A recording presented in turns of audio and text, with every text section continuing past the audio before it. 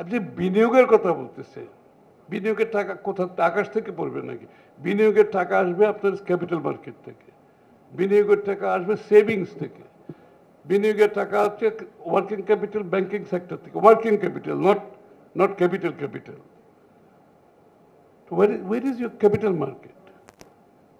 আমরা এখনো frontier market আছে, আমরা ইমার্জিং মার্কেটে ঢুকতেই পারি না এখনো।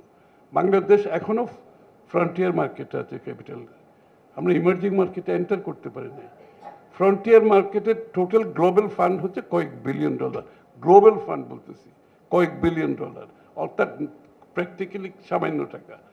তো আমি যদি ইমার্জিং মার্কেটে না ঢুকি, ইমার্জিং মার্কেটের অ্যাভেলেবল ফান্ড হচ্ছে ট্রিলিয়নস অফ ডলার। আমি যদি একটা ছোট অ্যামাউন্টও পাই অনেক টাকা, তা আপনার ক্যাপিটাল মার্কেট কোথায়? ইমার্জিং মার্কেটের কোনো প্ল্যান করছেন? আমি তো শুনি নাই।